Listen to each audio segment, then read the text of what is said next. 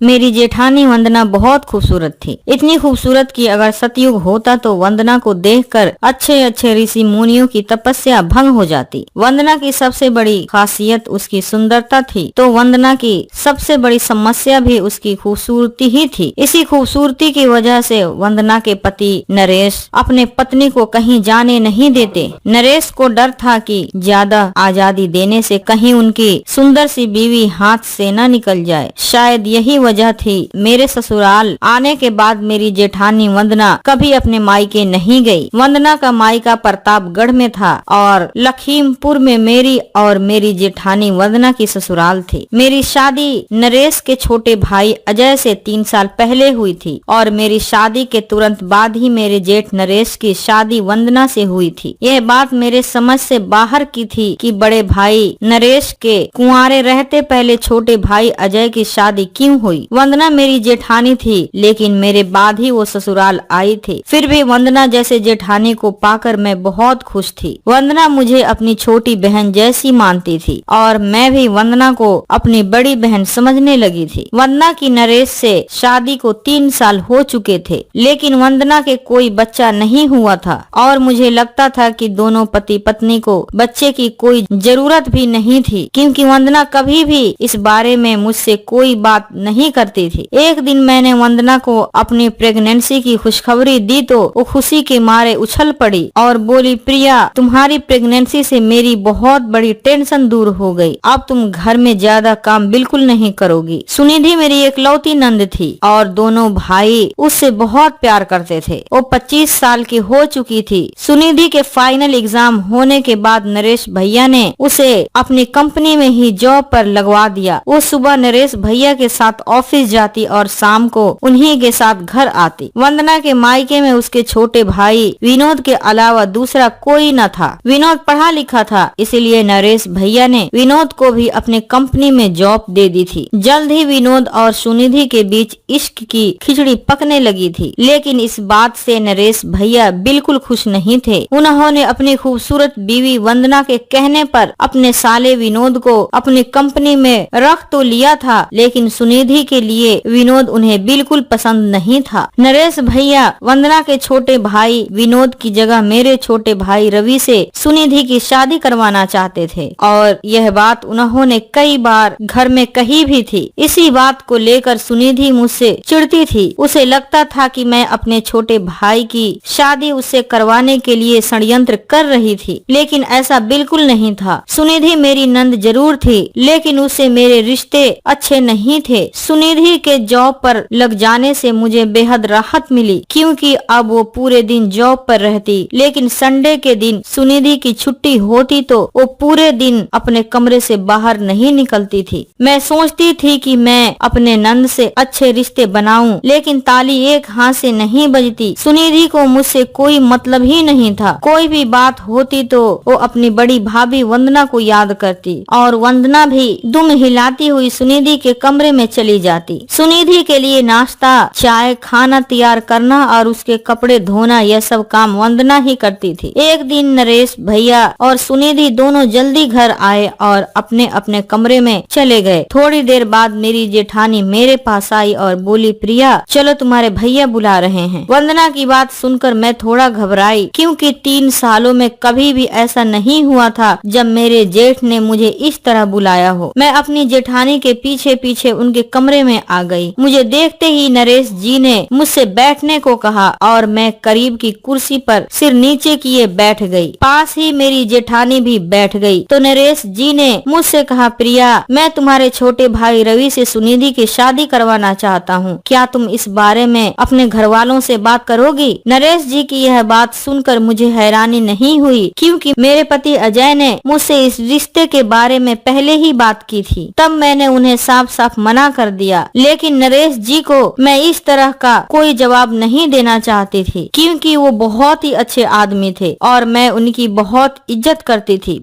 मैंने कहा, भैया, मैं रवि से बात कर आपको कल बता दूंगी। नरेश जी बोले, सुनिधि की हरकतें तो तुम जानती ही हो, थोड़ी सी अड़ियल जरूर है, लेकिन वो बुरी लड़की नहीं है और तुम्हारे भाई रवि को मैं बहुत अच्छे से जानता हूँ। वो सुनिधि के लिए बहुत ही अच्छा पति साबित होगा। मेरी एकलौती बहन है, इसीलिए इसीलिए मैं चाहता हूँ कि उसे अच्छा लड़का मिले। मैंने कहा ठीक है भैया, सुनिधि मेरी भी छोटी बहन की तरह ही है, मैं भी चाहती हूँ कि उसे अच्छा पति मिले। मैं घर बात कर आपको कल तक बता दूंगी। थोड़ी देर बाद मैं अपने कमरे में आ गई और मैंने अपनी माँ से बात कर उन्हें नरेश भैया से हुई सुनिधि और रवि के रिश्ते वाली बात बता दी। वो तो इस रिश्ते से बेहद खुश हुई, लेकिन मैंने उसकी खुशी पर पानी फेरते हुए उससे कहा, माँ इतना खुश होने की जरूरत नहीं है, मैं सुनिधि को जानती हूँ, वो मुझे बिल्कुल पसंद नहीं। अगर तुमसे नरेश भैया फोन पर सुनिधि के रिश्ते की बात करें तो साफ साफ मना कर देना। माँ ने कहा, प्रिया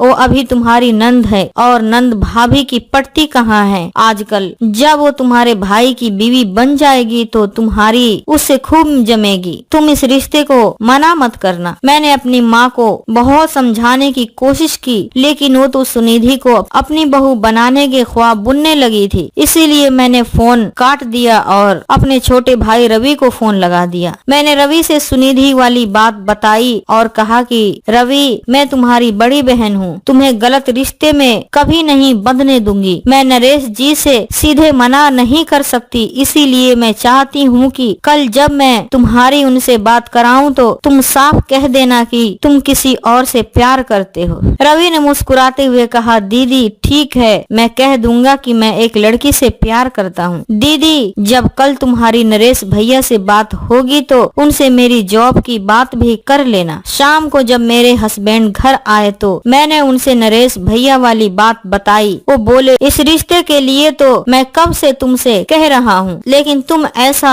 चाहती ही नहीं हो। अजय की ये बात सुनकर मुझे गुस्सा आ गया। मैंने कहा, अजय मेरा भाई रवि सीधा साधा लड़का है और तुम्हारी बहन एक नंबर की बिगड़ैल लड़की है। 3 साल मेरी शादी को हुए, लेकिन उस लड़की ने आज तक मुझसे सीधे मुंह बात तक नहीं की, इसीलिए मैं नहीं चाहती कि वो रवि की बीवी बने। अजय ने कहा, प्रिया सुनिधि हम 2 भाइयों में सबसे छोटी है। जब वो छोटी सी थी तभी हमारे माँ बाप इस दुनिया से चले गए। बड़े भैया नरेश ने उसे अपनी बेटी की तरह पाला है, इसीलिए वो चाहते हैं सुनिधि की शादी अच्छे घर में हो। वैसे सुनिधि के लिए रिश्तों की कोई कमी नहीं है, लेकिन वो सुनिधि के लिए केवल रवि को ही पसंद करते हैं। फिर भी अगर तुम ये रिश्ता नहीं चाहती हो तो ठीक है, मैं भैया से कह दूंगा कि वो सुनिधि के लिए कहीं और रिश्ता ढूंढ लें। अजय की बात का कोई जवाब मेरे पास नहीं था। अगले दिन सुबह उठी तो देखा कि हमेशा की तरह मेरी जेठानी वंदना किचन में थी। मैंने कहा, भाभी आप जब सुबह उठती हो तो मुझे भी जगा दिया करो, किचन संभालना अकेली आपकी जिम्मेदारी थोड़ी ही है। वंदना ने कहा, तुम प्रेग्नेंट हो प्रिया, इसीलिए तुम्हें सुबह सुबह उठकर किचन संभालने की कोई जरूरत नहीं है। मैंने कहा, सुनिधि तुम्हारे भाई विनोद से प्यार करती है और भैया मेरे छोटे भाई रवि से उसकी शादी करवाना चाहते हैं। यह बात आपको बुरी नहीं लगी? वंदना ने कहा, इसमें बुरी लगने वाली कौन सी बात है, उनकी मर्जी के साथ खड़े रहना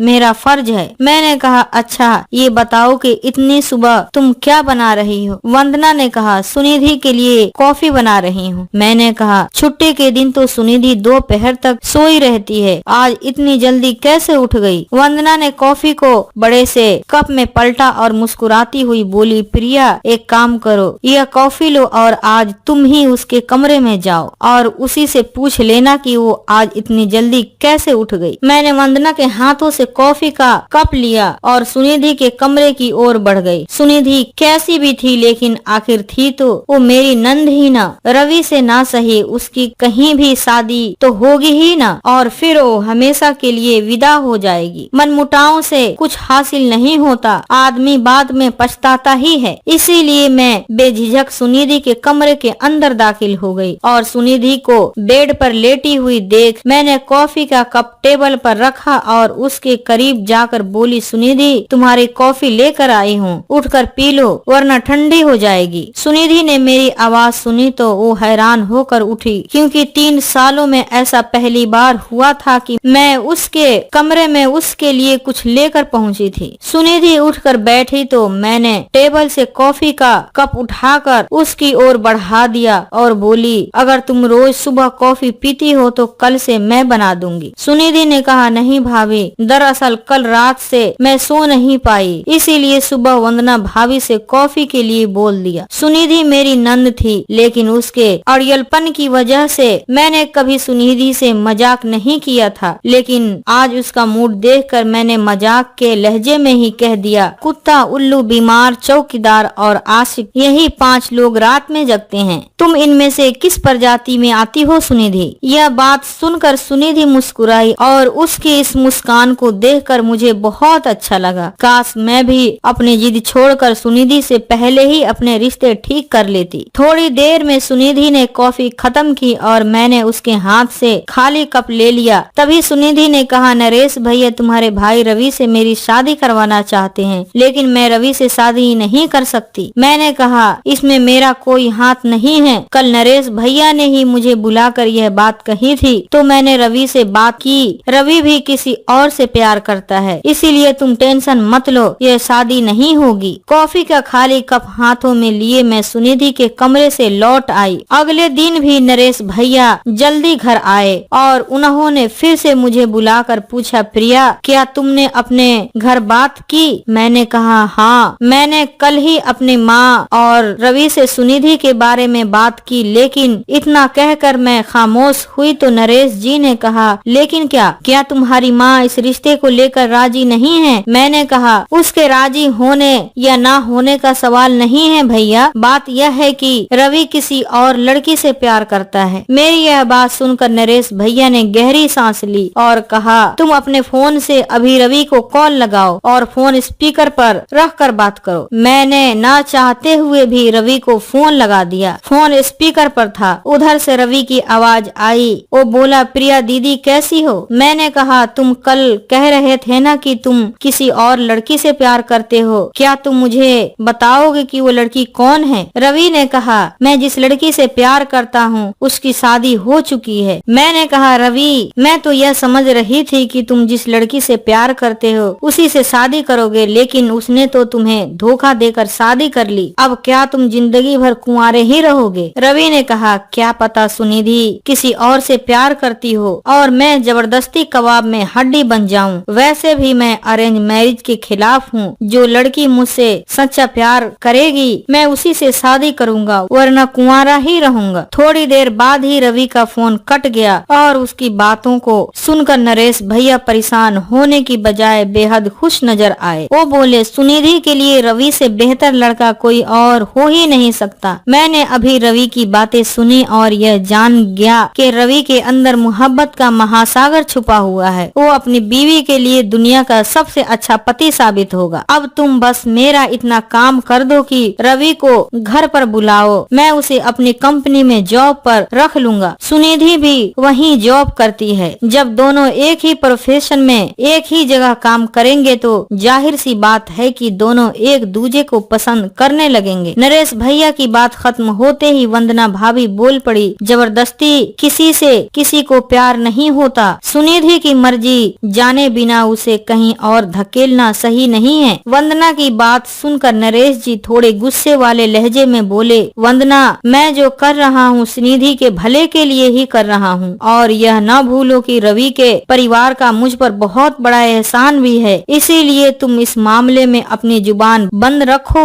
तो ही अच्छा है। मेरे जेठ ने मेरे सामने ही वंदना की फटकार लगा दी थी, लेकिन नरेश की बातों से वंदना को कोई फर्क नहीं पड़ता था। वो तो खुद में मस्त रहने वाली औरत थी। मैं अपनी जेठानी के कमरे से लौटकर अपने रूम में आ गई और सोचने लगी, 5 साल पहले नरेश जी एक कंस्ट्रक्शन कंपनी में मैनेजर थे। नई बन रही बिल्डिंग गिर गई और उस बिल्डिंग के नीचे दबकर 6 लोगों की जान चली गई थी। इल्जाम नरेश जी पर आ गया। मेरे पापा दीनानाथ तब हाई कोर्ट में वकील थे। उन्होंने नरेश जी का केस लड़ा, जिससे नरेश जी जेल से तो बच ही गए, साथ ही उनका लाइसेंस कैंसिल होने से भी बच गया। इस वजह से नरेश जी खुद को मेरे पिता का एहसानमंद समझते थे और इसी एहसान की वजह से ही नरेश जी ने अपने छोटे भाई अजय की शादी मुझसे करवा दी थी। बिल्डिंग हादसे के 1 साल बाद ही दोनों भाइयों की शादी हो गई, लेकिन उस हादसे के बाद से नरेश के कई दुश्मन बन गए थे। शादी के बाद नरेश जी पर 3 बार जानलेवा हमला हो चुका था, लेकिन संयोग से वो तीनों बार बच गए थे। मेरे छोटे भाई रवि ने इंजीनियरिंग की थी और पिछले 1 साल से बेरोजगार था। नरेश जी की कंपनी में इंजीनियर इंजीनियर्स की जरूरत थी। रवि ने कई बार मुझसे अपनी जॉब के लिए नरेश जी से बात करने के लिए कहा, लेकिन इस बारे में नरेश जी से बात करने की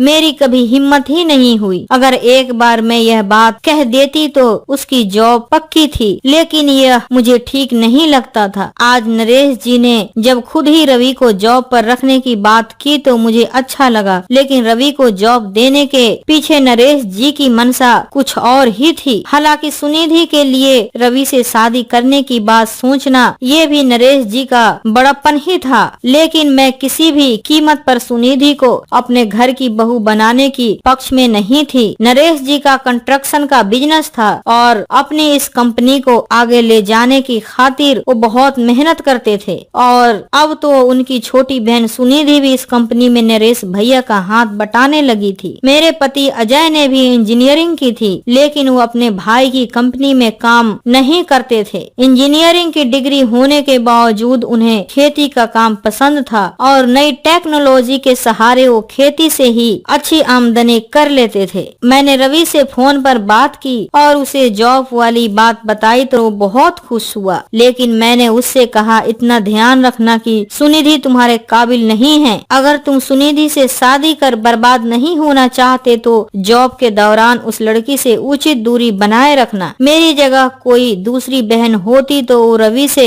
ऐसा बिल्कुल नहीं कहती, क्योंकि सुनिधि अमीर घर की इकलौती लड़की थी। उसे शादी करने वाले की लॉटरी लग जाती, लेकिन मैं लालची नहीं थी। मुझे अपने भाई के भविष्य की चिंता थी। हालांकि रवि से शादी के लिए तो सुनिधि भी तैयार नहीं थी। अगले कुछ दिनों में रवि जॉब पर जाने लगा। उसके जॉब पर जाने से मेरे घर वाले बेहद खुश थे और उन्हें खुश जानकर मैं भी खुश थी। रवि का घर में आना जाना शुरू हुआ और मैंने महसूस किया कि मेरे छोटे भाई रवि और मेरी जेठानी वंदना के बीच मोहब्बत की खिचड़ी पक रही थी। मैंने कई बार रवि को वंदना के बेडरूम से निकलते देखा था। यह बात मुझे अच्छी नहीं लगी तो मैंने रवि को घर आने से मना कर दिया। धीरे धीरे 6 महीने बीत गए और मेरी प्रेगनेंसी का वक्त भी करीब आ गया। अजय ने मुझे लखीमपुर के एक प्राइवेट हॉस्पिटल में एडमिट करवा दिया और मेरी जेठानी वंदना हॉस्पिटल में मेरे साथ रहकर मेरी सेवा में लग गई। रात के वक्त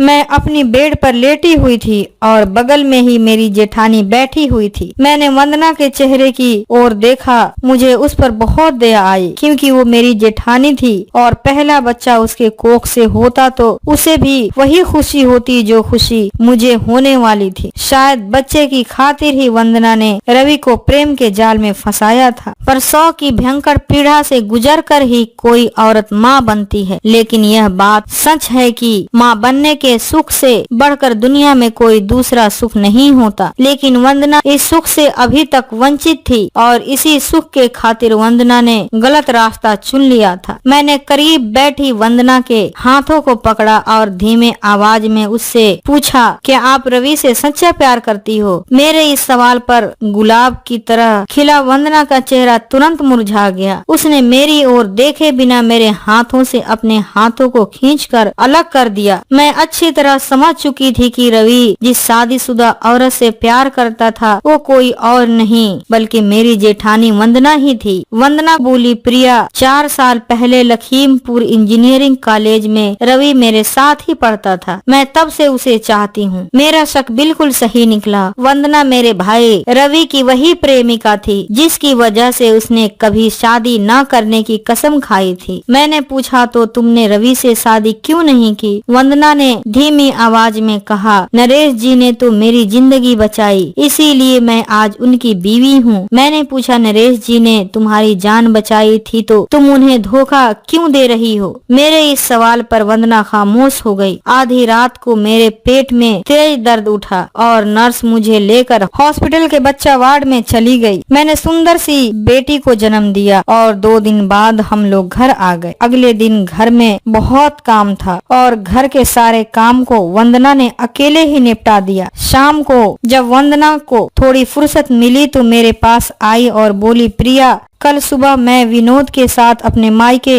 प्रतापगढ़ जा रही हूँ। वंदना की यह बात सुनकर मैं काफी हैरान हुई, क्योंकि मेरी शादी को 3 साल होने को थे। इस बीच मैंने वंदना को कभी अपने मायके जाते नहीं देखा था। मैंने पूछा, भाभी सब ठीक तो है ना? वंदना ने कहा, दरअसल मायके में मेरा कोई नहीं है, लेकिन मेरे नाम 10 बीघा जमीन है जिसे मैं बेचने जा रही हूँ। खरीदार तैयार है, रजिस्ट्री वगैरह में 1 सप्ताह लग जाएगा। मैंने कहा, लेकिन आप वहाँ 1 सप्ताह कहाँ रहोगी? वंदना ने मुस्कुराते हुए जवाब दिया, वहाँ मेरा पुश्तैनी घर है, मैं अपने घर में ही जाकर रहूंगी। अगली सुबह मैं उठी तो पता चला कि वंदना अपने छोटे भाई विनोद के साथ प्रतापगढ़ के लिए निकल चुकी थी। रात को नरेश भैया जल्दी आ गए, लेकिन सुनिधि उनके साथ नहीं आई। तो मैंने उनसे पूछ लिया, भैया सुनिधि आपके साथ नहीं आई? भैया ने कहा, वो ऑफिस के बाद अपनी किसी सहेली की पार्टी में जाने वाली थी। उसने कहा था कि भैया आप निकल जाना, मैं रात को कैब से घर आ जाऊंगी। मैं सबको खाना खिलाने के बाद रात 11 बजे तक सुनिधि का इंतजार करती रही। नरेश भैया ने कहा कि तुम जाकर सो जाओ, सुनिधि पार्टी में खा पी कर ही आएगी, मैं जगा हुआ हूँ, वो आएगी तो दरवाजा खोल दूंगा। उस रात सुनिधि नहीं आई और अगले दिन से उसकी तलाश शुरू हो गई। शाम तक जब सुनिधि का कोई पता नहीं चला तो भैया बेहद घबरा गए और उन्होंने पुलिस में सुनिधि के गुमशुदा होने की रिपोर्ट दर्ज करवा दी। भैया की परेशानी और बढ़ गई जब सुनिधि के साथ वंदना और उसके भाई विनोद का भी फोन स्विच ऑफ जाने लगा। भैया रात को ही प्रतापगढ़ के लिए निकल गए और अगले दिन शाम को जब वापस आए तो उन्होंने बताया कि वंदना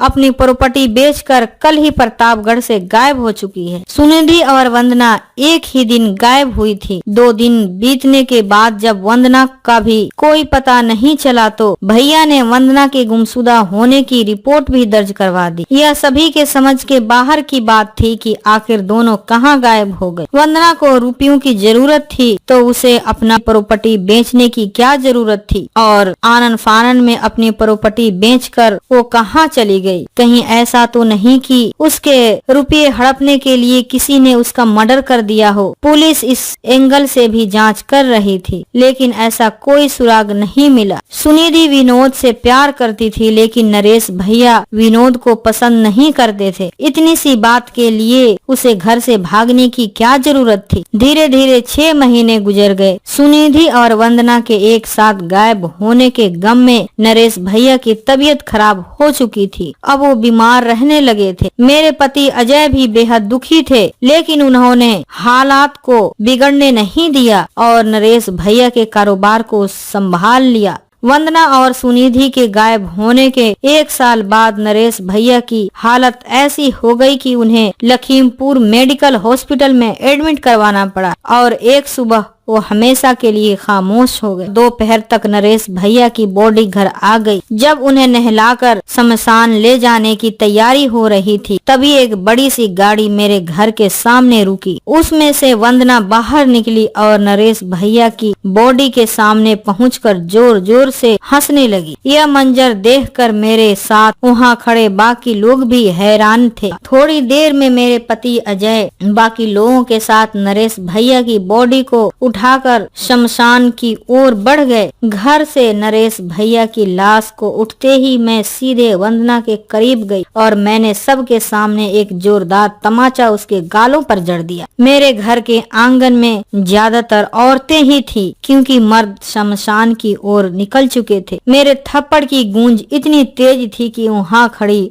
औरतें यह नजारा देखने लगी। मुझे लगा कि मेरे हाथ से थप्पड़ खाने के बाद वंदना चली जाएगी, लेकिन वो घर पर ही रुक गई। रात हो चुकी थी, ज्यादातर लोग अपने अपने घर जा चुके थे। वंदना मेरे कमरे में जाकर लेटी हुई थी। थोड़ी फुर्सत मिली तो मैंने वंदना से पूछा, भाभी तुम्हें इस तरह गायब होने की क्या जरूरत थी? तुम्हारे गम में ही नरेश भैया की मौत हुई है। वंदना ने कहा, मैंने जो किया अच्छा किया। अपनों के गम में नरेश तड़प तड़प कर मरे, मैं यही तो चाहती थी। वंदना की यह बात सुनकर मेरे पैरों तले जमीन खिसक गई। मैं बोली, जो आदमी तुमसे इतना इतना प्यार करता था, उस आदमी के बारे में इतनी घिनौनी बात बोलते हुए तुम्हें शर्म नहीं आई? तुम्ही ने हॉस्पिटल में मुझसे कहा था कि नरेश ने तुम्हारी जान बचाई थी और तुमने उसी की जान ले ली। वंदना ने कहा, आज से 5 साल पहले प्रतापगढ़ में नरेश एक बिल्डिंग बना रहा था और नरेश के लालच की वजह से वो बिल्डिंग गिर गई। बिल्डिंग के बगल में ही मेरा घर था जिसमें मेरे माँ बाप भाई बहन सब थे और रातों रात बिल्डिंग के मलबे के नीचे दबकर मेरी पूरी फैमिली एक पल में खत्म हो गई। 8 लोगों के परिवार में 6 लोगों की मौके पर ही मौत हो गई थी। मैं और मेरा छोटा भाई विनोद ही बचे थे और हम दोनों भाई बहन महीनों तक हॉस्पिटल के आईसीयू में एडमिट रहे। तुम्हारे पापा गोपाल दास उस वक्त हाई कोर्ट में वकील थे और रुपयों की लालच में उन्होंने नरेश का केस अपने हाथों में ले लिया और केवल 6 महीने में ही नरेश कोर्ट से बरी हो गया। नरेश ने मेरे और मेरे भाई विनोद के इलाज का खर्च उठाया और मेरे परिवार की मौत के बदले उसने प्रतापगढ़ में 10 बीघा जमीन मेरे नाम रजिस्ट्री कर दी। नरेश को लगा कि इससे मेरे अंदर धधक रही प्रतिशोध की ज्वाला शांत हो जाएगी, लेकिन मैंने भी ठान लिया था कि मैं नरेश और तुम्हारे बाप गोपाल दास से अपने परिवार का बदला लेकर रहूंगी। इसी बीच हार्ट अटैक से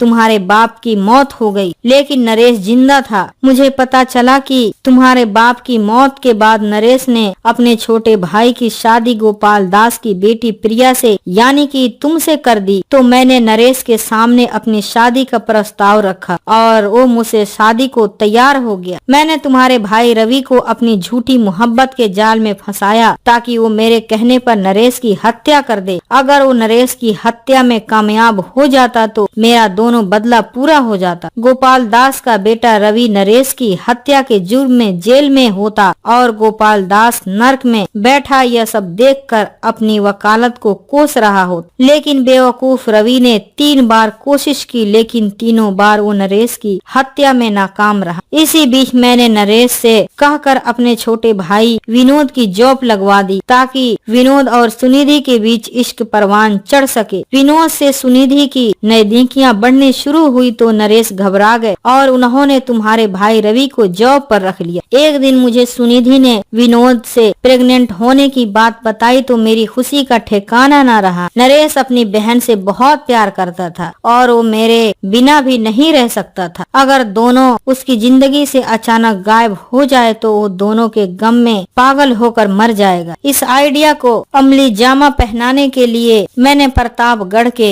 एक जमींदार से फोन पर बात की। वो मेरी जमीन खरीदने को तैयार था। मैं प्रतापगढ़ गई और मुआवजे में मिली 10 बीघा जमीन को मैंने बेच दिया और सारा रुपया लेकर मैं लखनऊ के लिए निकल गई। मैंने सुनिधि को भी घर से भागने के लिए उकसाया और वो मेरी बात मानकर उसी रात लखनऊ चली आई। 10 बीघा जमीन के रुपयों से मैंने लखनऊ के आलमबाग में घर खरीदा और तब से सुनिधि विनोद के साथ लखनऊ में ही रहती है। तुम चाहो तो यह सारी बातें सुनिधि और अजय से बता सकती हो, लेकिन याद रखना कि मैंने कोई गुनाह नहीं किया, बल्कि जो किया उस पर मुझे गर्व है। घर के बाहर से मैंने अजय की आवाज सुनी तो बाहर निकल गई और जब वापस कमरे में आई तो वंदना वहाँ से जा चुकी थी।